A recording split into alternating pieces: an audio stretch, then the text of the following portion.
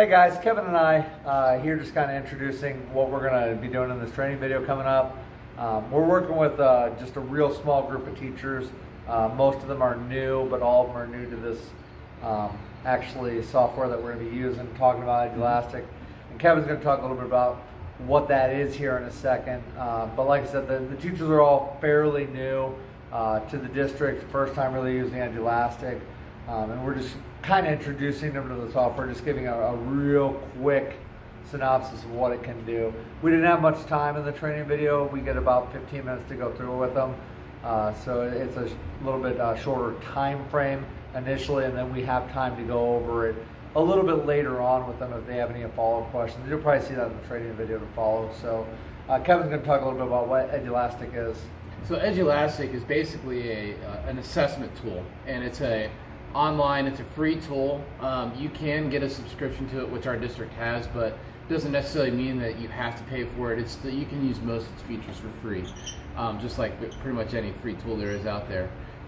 There are so many things that you can do with Elastic that I've been using it for over a year now, and I'm still learning new stuff that I can do with it. And so I know that in our short training video, when we talk to our peers about it, that we're not going to be able to cover anything. It's more so just getting it set up, getting it going, and the basics and stuff like that.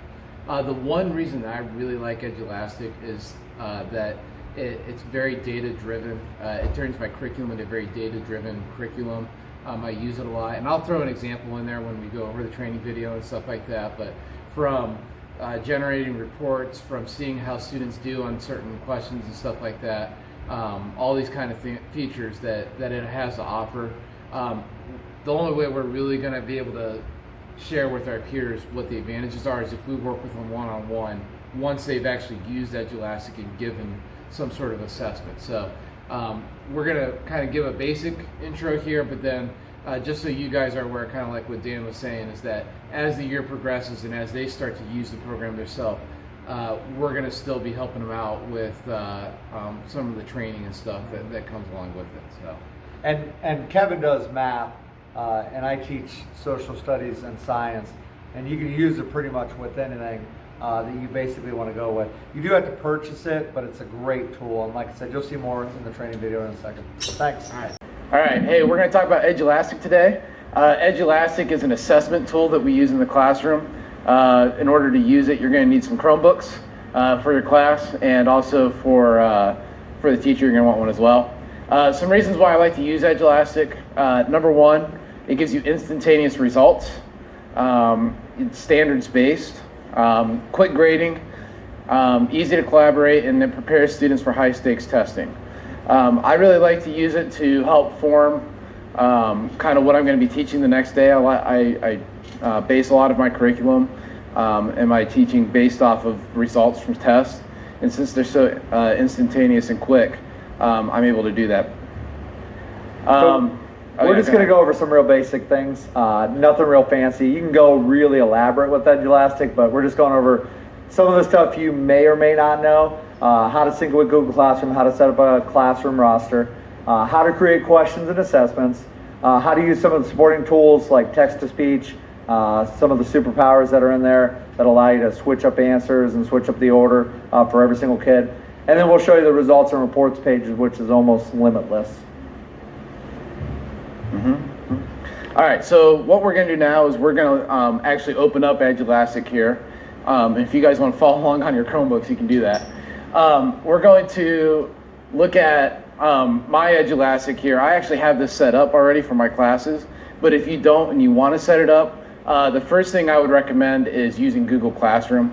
It's definitely the easiest way to get students into Elastic, and it syncs well with a lot of other things too. Dan and I are actually going to do a presentation on Google here in a little bit, probably a couple weeks? Probably a couple weeks. And so if you don't know how to set up Google Classroom, we'll show you how to do that then. Okay, but you're going to want a Google Classroom. Way easier. Way easier. Am I talking about how to set up Google Classroom? I'll show them real quick the classes. To manage classes, you can do a couple things. He's already got 3 in here, but you can add a lot more. There's 2 different ways to manage Classroom. As Kevin said, syncing is probably the easiest. If you got Google Classroom already, there's a blue button up here, Sync with Google Classroom. It's going to have you sign in real quick with your name, and it's going to bring up all your Google Classrooms that are out there, and you can just literally click them, and it'll sync all the kids automatically in. Super easy. If you add a kid halfway through the year, remove a kid, you can resync it. It won't remove any of their old stuff, old assessment, old questions. So that's the easiest way to probably do it. However, if you don't use Google Classroom, for those who don't, you can still go in, create a class just manually. You can do it two different ways. You can set up the whole thing, add every single kid, which is kind of a pain in the butt, which is why Kevin said, Classroom, Google Classroom, probably the easiest way to do it. You can also export using like Excel sheets and put all the kids in. But then if you do add kids later on, you got to do it manually. It's a lot more work. I agree with Kevin. Classroom's a lot easier. So that's just kind of how you set up Classrooms, and it's kind of limitless on how many you actually can put in there. He's got 3, but I've got 6 basically in mine. So Kevin's going to show you real quick how we do questions and how we kind of add assessments. All right, so let's say we've got our Google Classroom set up now, and we've got our classes set, and I want to go make an assessment. There's a couple ways you could do this. Number one, you could just, these are actually assessments I've made already in the past. You could do a new assessment, start it, and it gives you some options here. You can just start from scratch, which is usually what I do. But there's actually a library full of pre-made assessments already that you could use for Edulastic. So if you want to give a test, I'm going to use all math examples because that's what I teach. So if you want a test on linear functions, you could type linear functions in here, or you could type in a standard and hit browse all, and it would come up with those. All right, I'm going to just do a blank one from scratch right here. Okay, for me, all these are going to be probably math problems that are popping up since that's primarily what I use Edulastic for. If I want to pick a question here, there's a lot of ways I could do this. Okay, these are pre-made questions made by other teachers. So if I wanted to, let's say, since we're talking about linear functions, can you go type that in? Yeah, I'll type it in. If I want to ask a question about a linear graph, you can just type in linear. Okay, and if you type in linear, anything that has to do with linear functions pops up here. Okay, and you can go and scroll through them. You can preview them if you want. All right, so this is what the student would see if they saw the question. And if I like what I see, I can just hit add, and now it's on my assessment. A lot of the times I like to personalize my questions, and so I like to just make my own. All right, if that's the case, you just click author new question, and this gives you a whole bunch of options of different question types that you could ask. One of the nice things about Edulastic is it kind of aligns with the state test, and so a lot of the formats that they put on here are the same that they would see on their state test. One of my favorites, I don't know, they got a lot of options here. One of my favorites, I like the graph plotter. Okay, let's say you don't know what this is. But another cool thing about Edulastic is it's user-friendly, so you could click this question mark, and there's actually a little video here. Okay, it's got cool music and everything like that, that tells you exactly what's going to happen when you make this kind of question. All right, so we're not going to watch this whole thing, but if you want to know what something means, go ahead and click on the question mark tutorial, and it'll tell you exactly what it is. Let's see. I want to talk about these again real quick. You could filter your results by what grade. So we teach 8th grade. I could do grade 8. By subject, okay, I'm going to pick math because that's what I teach. Standards, this is, you could type in, there's a whole bunch of options here. So you can just type in whatever standard that you're looking for, and that would pop up there as well. I think that's basically it for adding questions. If I ever want to go, so like let's say I pick these 3 questions here and I add them to my assessment here, and I want to see what my test looks like now, I click review. And now this is the test that you would assign your students. So I've got a 4-question quiz ready to go. And then once I have it made and I like what I see and I have customized it how I want it to be, you can click publish or assign. Usually you should probably name it first. Yeah. Right now it's called Untitled Assessment.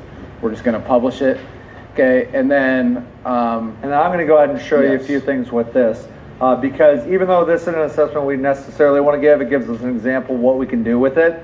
When you get in here, and you publish an assignment. Obviously, you can set open date, close date. What I usually do, because I don't like the automatically due date, if you got absent kids, it's a real pain in the butt if it closes out on you. You have to reassign it. I almost always, I usually give myself quite a bit of time, because the close date, if they take it once, they can't take it again anyways. So honestly, the close date is just closing out for all kids that are even absent. So what I usually do is I set it way out, and then I change close policy to close manually in class, so that it won't close up on me if I got a kid that like went in the hospital or something crazy and they're not back for 2 weeks. It won't close it out until I close it out. Like I said, kids can't take it again anyway, so that's just how I set it up. You could have it closed out in 2 days if you wanted it to. It just causes some problems. If you want to assign the whole class, you just select the whole entire class. What's kind of cool is, like, I've got a lot of kids with accommodation. I know Mr. Leimusher does too. So I could actually go in and deselect a few kids that I might be giving a modified to along the way, and actually go through there and just kind of chuck them out and then assign the whole other test. This is the part that I really think is kind of cool, the superpowers. And there's a couple in here that really help with cheating and trying to eliminate that. I leave all these are pretty much default. Print stuff automatically. These are pretty much default. Mark is done, release scores. I want the kids to be able to see that. If you don't want them to see the scores, you can turn that all off. But here's the two neat ones, in my opinion, and probably Mr. Leimusher's opinion too, is you can shuffle the questions and you can shuffle the answer choice. So it does kind of eliminate a little bit more ease in terms of cheating, which we're always trying to get rid of. You can add a calculator in there, which is kind of neat for math. Obviously, I don't use it much in social studies. In science, maybe occasionally, but not socialized.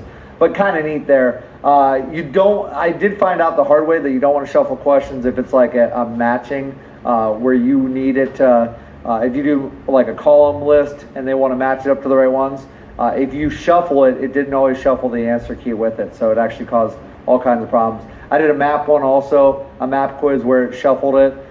If you do something like that where they have to drag things into specific spots, I found out the hard way, shuffling sometimes does not work. But for multiple choice, for drag and drop, a lot of those, it's awesome. And it eliminates some of that possibility, making it easy to basically cheat. When you get done, there's a whole section where you can actually, of reports. The easiest way is just getting to it from the dashboard. And a lot of times I'll look at it from here. If you click on it, it's going to bring it up, and we're going to be in present mode here. And this is something that I'll see as a teacher. Tells me basically how long a kid took on a question. It gives me a bar chart, kind of how many missed it, how many got partial credit, how many didn't answer it. And then the blue line is actually how much time they spent on it, so it's kind of neat. I can click on a question, I can go in and actually look at each one of them. Since I'm in present mode, it's giving everybody a fake name, so I could actually go over with the kids. If I click out of that mode, it'll show me the actual kids' names. We're just doing this for the benefit of the doubt of the video and the training session, just cutting out the names. So it'll show me each one, and I can walk through it. Like I said, really handy for me to see as a teacher. I can do express graders so that I can see exactly where everybody's at. And then I can even import it right back to Classroom. I know they had some issues this year, but I can usually do that. So there's a lot there. If I go to reports, that's that section I was kind of showing you. There's a lot of different ones you can do, which is kind of neat. I can break down a report by standards, look at that. I can do assessment summaries, which is kind of neat. The only problem with these is I think it's going to pop up kids' names, so I don't necessarily want to put one in. I can't do like a present mode, but I can go into peer performance, compare their question analysis, break down each question, see how the class did. I can look at frequency of like I said, timing, how long they took on each question. It's almost limitless how much data you can actually take back from this. I find this really handy because what's kind of cool is if I have a meeting with a parent, I can say to a parent, let's pull up the test. Look, they spent 2 minutes on the test. They rushed through it really quick. That's probably why they didn't do so well. Look at the next test. They took a minute on it. They didn't answer any of these questions. So it kind of gives you a little bit more feedback and a little bit more guidance to the student, yourself, and the parent when you have meetings. So one other thing I want to point out real quick, because I mentioned at the beginning how I base my teaching based off quiz results. So if you look, the first three questions, let's go back to present mode here. Okay, the first three questions here were definitely the most missed questions on this quiz. Yellow means they got partial credit. So all of these, I feel like kids had a better chance at. But like question 1, so if I click on question 1 and look, once this loads, slowly but surely. there it goes. Okay, I'm going to look and I'm going to say, oh wow, most of my students don't know how to graph a line that's written in slope-intercept form. Okay, a lot of kids, and I can go through and see what they did wrong and stuff. But what I did, as soon as I saw this, that 80% of my students missed this question, is the next day I had 3 problems that I went over in class about graphing equations in slope-intercept form. So it really helps with changing your teaching and stuff like that, and how you can just go based off the assessment results and change your teaching up. So much information. It is. So if you guys have any more questions, you can always ask us, afterwards, or ask us any point during the day, and we'll be more than happy to show you more of the details or anything else that you might still have questions about. Thanks, guys.